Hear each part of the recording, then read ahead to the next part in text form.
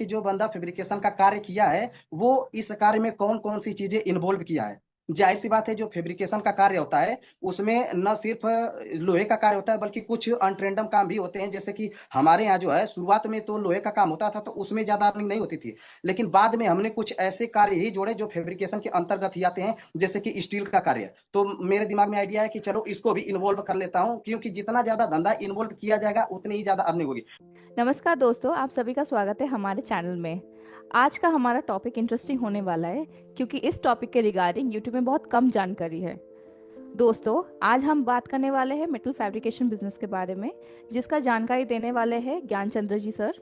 Welcome sir, आपके बारे में थोड़ा हमारे व्यूअर्स को बताइए। जी नमस्कार, मेरा नाम ज्ञान चंद्र प्रजापति है और मैं उत्तर प्रदेश के गाजीपुर जिले का रहने वाला हूँ। और मैं ये मेटल फैब्रिकेशन का जो बिजनेस है वो 10 साल से कर रहा हूँ, जिसमें कि शुरुआत में मैंने ये बिजनेस अपने पिताजी के साथ स्टार्ट किया था और करीब 4-5 साल से इसको मैं खुद ही देख रहा हूँ और इस समय पिताजी इसमें इन्वॉल्व नहीं।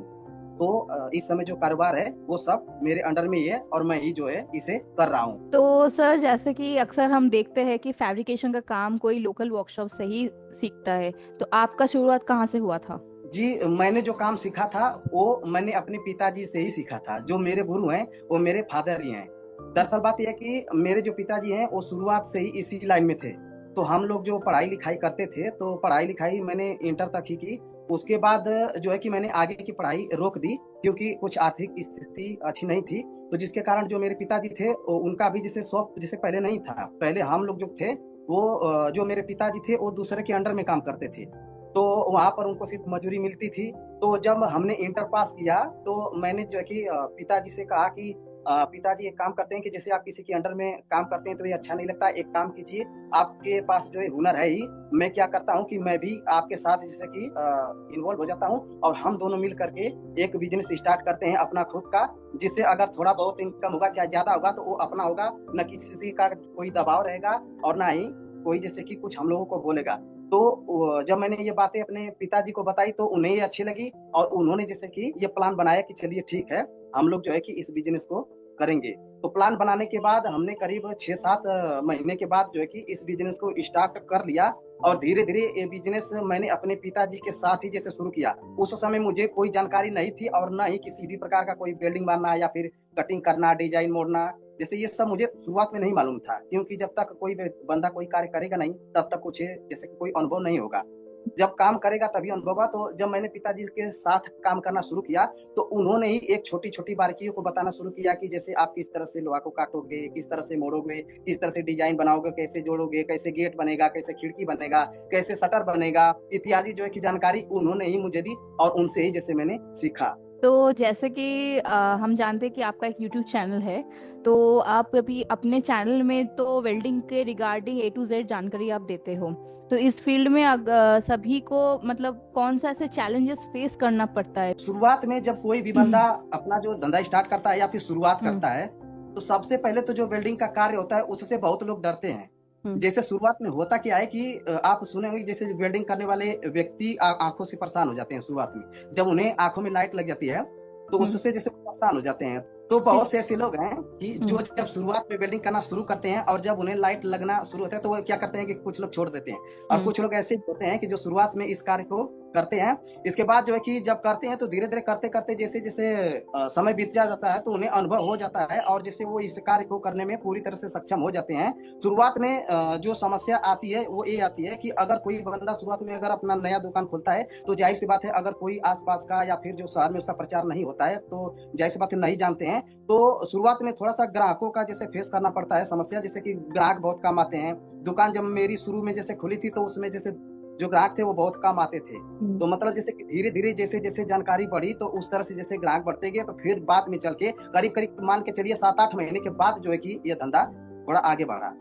इसके बाद जो जी। है कि इनकम होना शुरू हुआ। मशीन को लेकर के जो चैलेंजेस होता है, ज़ाहिर-सी बात है ये जो फैब्रिकेशन का लाइन है, तो इस लाइन में जितने भी बंदे होंगे, उन्हें जैसे कि कम से कम इम्पोर्टेंट जो मशीनें 6-7 मशीनें जो चाहिए होती हैं। सबसे पहले तो मुख्य तौर से वेल्डिंग जो मशीन है उसे चाहिए होगा। इसके बाद जो कटर मशीन है, उसे चाहिए होगा लोहा काटने के लिए। इसके बाद ग्राइंडर है, उसकी भी जैसे जरूरत पड़ती है। फिर इसके बाद लोहा छेदने के लिए ड्रिल मशीन का जरूरत पड़ता है, हैमर मशीन की जरूरत पड़ती है, और छोटे मोटे औजार जैसे कि हथौड़ी हो गए, छेनी हो गए, इन सभी की जरूरत जो है कि पड़ती है। तो सर अभी बताइए कि मतलब 2024 में मेटल फैब्रिकेशन बिजनेस और वेल्डर जॉब दोनों में कितना अर्निंग स्कोप है? जी, इसमें जो है कि कमाई के ऊपर डिपेंड करता है। डिपेंड ये करता है कि जो बंदा फैब्रिकेशन का कार्य किया है, वो इस कार्य में कौन कौन सी चीजें इन्वॉल्व किया है। जाहिर सी बात है, जो फैब्रिकेशन का कार्य होता है उसमें न सिर्फ लोहे का कार्य होता है, बल्कि कुछ अनट्रेंडम काम भी होते हैं। जैसे कि हमारे यहाँ जो है, शुरुआत में तो लोहे का काम होता था, तो उसमें ज्यादा अर्निंग नहीं होती थी। लेकिन बाद में हमने कुछ ऐसे कार्य ही जोड़े जो फैब्रिकेशन के अंतर्गत ही आते हैं, जैसे कि स्टील का कार्य। शुरुआत में सिर्फ लोहे का काम होता था, बाद में हम लोगों ने स्टील का कार्य करना शुरू किया। इसके बाद जो मकान बनते हैं, तो ज्यादातर जो ग्रिल यूज करते हैं लोग, वो सीमेंट की यूज करते हैं, जिसमें आप लोगों ने देखा होगा कि जो खिड़की होती है वो सीमेंट का जैसे फ्रेम रहता है, उसमें लोहे का ग्रिल रहता है। तो उसका भी जब मैंने उसे देखा, तो मेरे दिमाग में आइडिया है कि चलो इसको भी इन्वॉल्व कर लेता हूं, क्योंकि जितना ज्यादा धंधा इन्वॉल्व किया जाएगा उतनी ही ज्यादा अर्निंग होगी। तो मैंने उसे भी इन्वॉल्व कर लिया। और आप लोग जानते होंगे कि इस समय जैसे कि जो मशीन है, जो धान पीटने वाली मशीन हो गई इत्यादि, जैसे छोटे मोटे कार्य होते हैं, वो भी जैसे कि आजकल बन रहे हैं। तो मैं क्या करता हूँ कि अपने दुकान पर धान पीटने वाली मशीन को भी जैसे बनाना शुरू किया है, और अगले साल से इसके भी मैं वीडियो डालना शुरू करूंगा अपने चैनल पर। तो सर अगर कोई वेल्डिंग रिलेटेड में अगर कोई ट्रेनिंग लेना चाहे तो वो कहाँ से ले सकता है ट्रेनिंग? जी, अगर ट्रेनिंग की बात करें तो कोई भी बंदा किसी को सिखाता नहीं है, सबसे पहली बात। हम्म। अगर कोई बंदा सीखना चाहता है फैब्रिकेशन का कार्य, तो उसे कोई दुकान जैसे कि देखना पड़ेगा, छोटा मोटा जो फैब्रिकेशन का कार्य हो रहा हो। जैसे कि हमारे पिता तो हमें सिखा दिए, क्योंकि वो पहले से ही इस फील्ड में थे।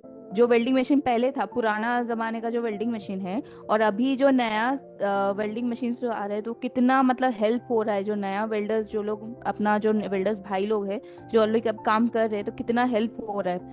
जी, एक्चुअली जिस समय मैंने शुरुआत की थी, तो हम्म। उस समय से ही जैसे कि छोटी मशीन उसमें मार्केट में आना शुरू हो गई थी, जो कि आप हमारे पीछे भी देख सकते हैं, एक हम्म। छोटी हम्म। सी मशीन है। तो हम्म। लेकिन उससे जो पहले जो मशीन हुआ करती थी, मेरे पिताजी बताते थे कि जब मैं कार्य करना स्टार्ट किया था, तो उस समय जो मशीन आती थी वो ऑयल वाली आती थी। तो उसमें क्या रहता था कि बड़ा सा ड्रम रहता था, उसमें जैसे कि ट्रांसफार्मर बैठा रहता था, तो वो वेल्डिंग मशीन रहती थी। तो उसमें प्रॉब्लम ये रहता था कि ले जाने ले आने में बहुत कठिनाई होती थी, एक तरह हम्म। से मानिए बहुत ही दिक्कत होती थी। फिर बाद हम्म। में जैसे कि सूखी मशीन आई, जैसे कि वही ट्रांसफर जो था वो सिर्फ वही था, सारा प्रोसेस जो है मशीन का वही था, लेकिन जो है कि उसमें ऑयल नहीं था, तो वो थोड़ा सा आसान हुआ। तो जैसे कि वो क्या था कि थोड़ा बहुत टेका करके ले जाने ले आने में जैसे कि आसान हुआ, लेकिन वो भी उतना आसान नहीं था, क्योंकि 35-40 किलो के आसपास उसका वजन था। लेकिन अब के समय में कहीं पर भी अगर जाना पड़ता है जोड़ने के लिए, तो वहां के लिए जो छोटी मशीन है वो बहुत अच्छी है। तो जो छोटी मशीन आज के समय में जो चल रही है, तो वो जैसे काफी हेल्प करती है, कहीं पर भी ले जाने में ले आने में। एक बंदा भी जैसे उसे पकड़ करके कहीं भी ले जा सकता है, अपना जोड़ करके फिर आराम से एक हाथ से पकड़ करके ला करके अपना रख सकता है, तो उसमें कोई प्रॉब्लम नहीं। आपका सबसे बड़ा फैब्रिकेशन का काम या अचीवमेंट कौन सा था, जिस मतलब उसके बारे में थोड़ा हमें बताइए।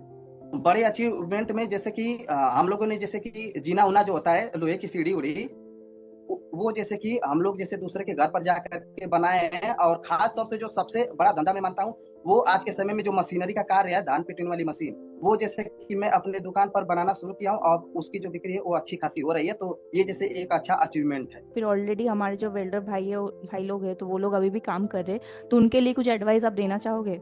मैं एडवाइस यही देना चाहूंगा कि जैसे ये वेल्डिंग लाइन काफी अच्छी लाइन है। शुरुआत में जैसे सीखने में थोड़ा सा प्रॉब्लम हो सकता है, लेकिन अगर आप लोग थोड़ा बहुत समय दे करके, 1.5 साल 2 साल या 3 साल का अगर समय दे करके यदि आप लोग इसे सीखते हैं, तो जाहिर सी बात है कि आप अपना खुद का भी रोजगार करके अपना जैसे कि जीविका चला सकते हैं। और इसमें काफी अच्छा बेनिफिट है। अगर आप जितना इसमें धंधा करेंगे उतना ही जैसे आपका बेनिफिट रहेगा। अगर आपका धंधा कम से कम भी चलेगा, तो मान के चलिए 25 से 30 हजार 35 हजार आप महीने आराम से कमा सकते हैं, इसमें कोई दो राय नहीं है। तो मैं यही कहना चाहूंगा कि आप जो है कि इस धंधे को सीखिए, काफी अच्छा बिजनेस है। और जब आप लोग सीख लेंगे तो अपना खुद का रोजगार कर सकते हैं और अच्छी तरह से बेनिफिट कमा सकते हैं। तो सर आप बताइए कि आपके जब इनिशियल स्टेज में जब आपने शुरुआत की है फैब्रिकेशन का बिजनेस, उसके अनुसार अभी फिलहाल के लिए आपका कितना मंथली इनकम जनरेट होता है?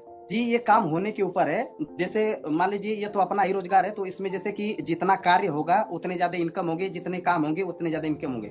फिर भी अगर हम एक मैक्सिमम रेशियो ले करके चलें, तो मान के चलिए कि अगर कम से कम भी काम रहेगा, तो करीब करीब कोई भी बंदा रहेगा तो 15 से 20 हजार रुपए, अगर बहुत ज्यादा से ज्यादा कार्य अगर कर रहा है, तो करीब करीब 35 से 40 हजार रुपए, 50 हजार रुपए भी जो है कि वो महीने का इनकम आराम से कर सकता है, इसमें कोई दो राय नहीं है। सर बहुत बहुत धन्यवाद आपका एक्सपीरियंस हमारे साथ शेयर करने के लिए, साथ ही साथ इतना सारा अच्छा नॉलेज शेयर करने के लिए। टूल्स व्हीलर टीम के ओर से आपको बहुत सारी शुभकामनाएं फ्यूचर गोल्स के लिए। धन्यवाद। जी जी जी।